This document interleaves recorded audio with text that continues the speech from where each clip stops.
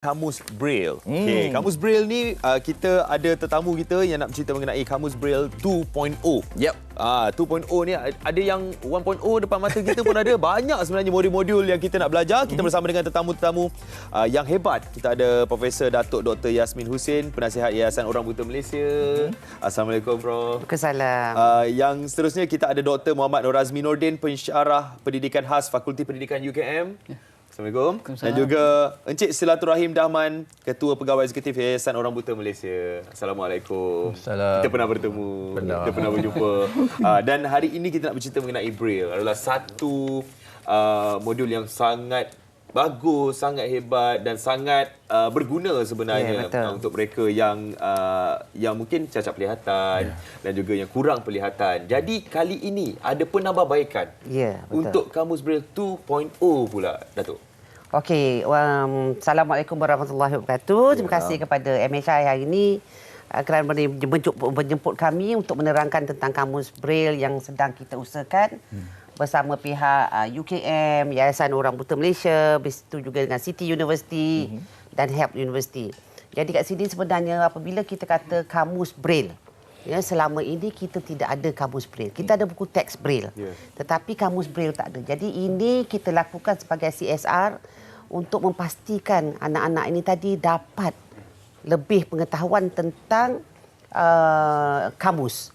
Maknanya kalau bisa kata selama ni kalau dia mendengar, mereka ni lebih suka belajar melalui touch, memegang, merasa, sensori. Jadi bila kita buat Kamus Braille bahasa Inggeris Melayu, jadi dia tahu apakah perkataan bahasa Melayu dan apakah perkataan bahasa Inggeris.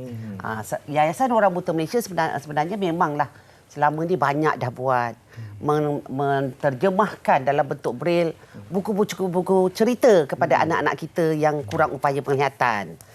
Dan memang mereka sukalah apabila membaca tu dia dapatlah merasa apa sebenarnya cerita di dalam itu. Sentuhan daripada sentuhan. Mungkin Dr. Muhammad Nur Azmi boleh kongsikan juga bagaimanakah wujudnya kolaborasi di antara pihak UKM sendiri bersama dengan Yayasan Orang Buta Malaysia dalam menghasilkan Braille berbentuk kamus penterjemahan ke dalam bahasa Inggeris ni. Silakan, Doktor. Okey, baik. Assalamualaikum warahmatullahi wabarakatuh. Sekali lagi terima kasih kepada MHI atas peluang ini. Sebenarnya idea untuk menghasilkan kamus Braille ni terhasil bila saya bertemu dengan rakan-rakan guru. Bila kita bincangkan apakah penambahbaikan yang boleh kita buat untuk membantu murid-murid berkeluar pendidikan khas untuk belajar bahasa Inggeris dan juga bahasa Melayu dengan baik. Bila saya jumpa dengan ramai-ramai guru, dia kata satu benda yang kita masih lagi tak ada di sekolah sekarang ni adalah kamus bahasa Inggeris Melayu yang dalam bentuk Braille. Jadi mungkin ini akan menjadi yang pertama yang kita hasilkan di Malaysia. Dan berkemungkinan juga kalau bahasa Melayu Inggeris mungkin pertama di dunia lah. Kan?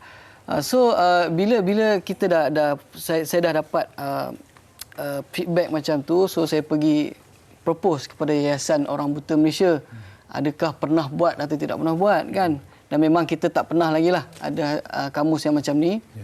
Jadi pihak yayasan kata kenapa tidak kita buat satu kolaborasi, dan sememangnya pihak UKM sebagai Universiti Penyelidikan kami memang bersedia untuk melakukan penyelidikan. So bila ada penyelidikan dan penghasilan produk, insya-Allah dia akan jadi lebih baiklah. So bila timbul idea untuk menghasilkan kamus tersebut, kita nak pergi lebih jauh lagi, kita buat kolaborasi. Agar lepas ni kita mungkin akan hasilkan produk-produk lain lagi selepas ini yang berkonsepkan Braille. Cakap pasal produk-produk lain kan, Cikgu Rahim. Kita tahu bagaimana Cikgu kita punya penggunaan Braille ni sendiri. Kadang-kadang kalau kita masuk ke dalam lift kan, kat mana-mana tempat awam banyak Braille ni. Tapi sebelum ini tak pernah pun ada kamus bahasa Melayu bahasa Inggeris. Apabila datangnya idea seperti ini, respon Cikgu Rahim sendiri. Saya melihat Kamus Braille Inggeris Melayu ini sebagai satu inovasi terbaru. Walaupun teknologi banyak mengambil alih tugasan Braille selama ini, tetapi Braille harus dimartabatkan kerana ia terbukti telah membawa banyak kejayaan kepada ratusan, mungkin ribuan juga orang OKU penglihatan di seluruh dunia, maka ia harus dikekalkan. Bertolak dari situ, kita ingin melihat lebih banyak infrastruktur atau infrastruktur, ya, seperti lift yang disebutkan oleh host tadi, berlabel Braille, ya. Tetapi jangan kita fokuskan kepada lift sahaja. Kita kena fokus kepada semua produk-produk lain. Betul. Ya, contohnya saya pergi farmasi. Bila saya memilih ubat di rak-rak di farmasi, adakah ia berlabel Braille? Ya. Atau saya ke pasaraya, saya ingin memilih produk-produk tertentu, harus ada Braille, kerana mungkin saya terbeli silap kerana tidak mempunyai label Braille, ya. Jadi kita harus melihat Braille ini sebagai satu medium yang harus dimartabatkan oleh semua, dalam semua keadaan. Ya, kalau kita lihat untuk kita nak menyantuni mereka yang kurang upaya penglihatan ni, sebenarnya kesedaran masyarakat tu ada, tapi perlu ditambah baik. Betul. Contohnya macam lift tu Braille ada, kadang-kadang audio tu tidak ada, kan? Bagi tahu lift tingkat 1, tingkat 2, tingkat 3 dan sebagainya. Kita nak tanya kepada Prof sendirilah, kan, kenapa agaknya kita harus mengeluarkan Braille berbentuk kamus begini rupa? Sebab apa? Sebab kita kan ada juga aplikasi-aplikasi digital yang sekarang ini boleh kita guna pakai dan sebagainya. Mungkin ada sebab utama kenapa kita harus mengeluarkan buku ini. Antara sebab utama yang kita keluarkan buku ni, macam kita dah maklum tadi, Haziq pun dah maklumkan bahawa pelajar-pelajar kita ni ataupun orang-orang kurang upaya penglihatan, mereka lebih suka pada tactile, sensory. You know, kita kena faham bahawa kadang-kadang bagi orang-orang OKU penglihatan ni, kadang-kadang mereka ni juga mempunyai kurang upaya pendengaran. So kalau kita pakai audio je, maknanya tak berhasil. Betul. Because they cannot see, dia tak boleh nampak dan dia tak boleh mendengar. Jadi dengan adanya kamus pembaca Inggeris Melayu ni tadi, sekurang-kurangnya menambah kosakata ataupun menambah pembenaran kata anak-anak kita daripada kalau dalam bahasa Inggerisnya begini, apa dia bahasa Melayunya. Kan? Kalau misal kata dibaca CAT, cat, cat. Okey. We don't know, kita tak tahu. Jadi bila dia tengok cat adalah kucing. Tapi kalau cat adalah benda lain.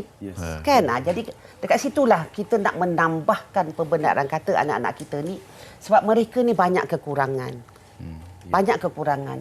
Dia punya main mode of study, belajar cara pembelajaran dia adalah menggunakan, kalau yang mana 100% blind tu memang menggunakan Braille.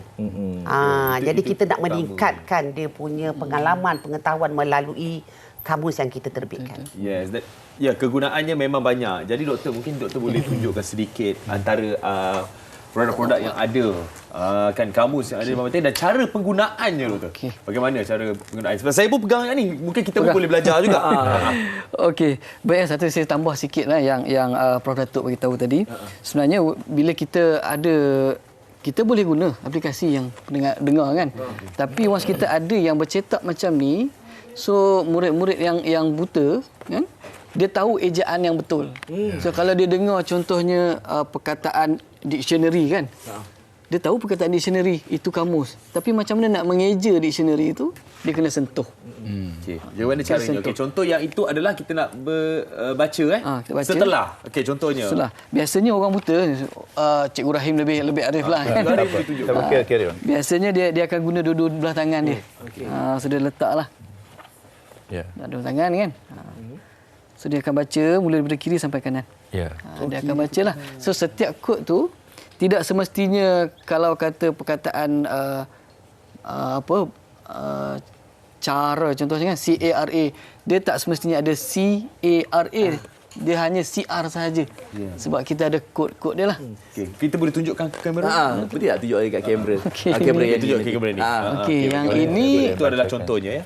Yang ini okey lagi lah, sebab kita ada Braille dan juga ada perkataan. Kalau kita yang celik macam kita ni, kita tahulah perkataannya. Tetapi ada yang biasanya dia tak ada apa?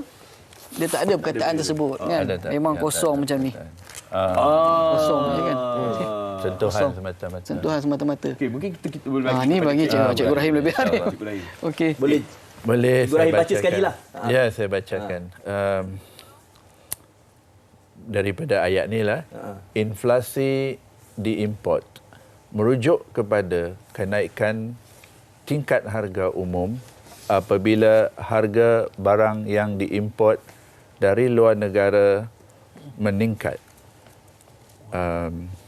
Peningkatan harga faktor pengeluaran import menyebabkan kos pengeluaran meningkat dan kesan terhadap harga barang dan permintaan. Wow. Begitulah seterusnya. Jadi kan kalau Cik Haziq dan juga Cik Fadli perasan, cara mana cikgu membaca tadi. Tengok daripada jari dia. Okey? Jari cikgu bergerak seiring. Tetapi bila sampai hujung, yang satu dah turun bawah. Sebab nak tengok baris yang seterusnya. Kalau tidak nanti dia akan terlepas kepada baris yang lain. Cara dia.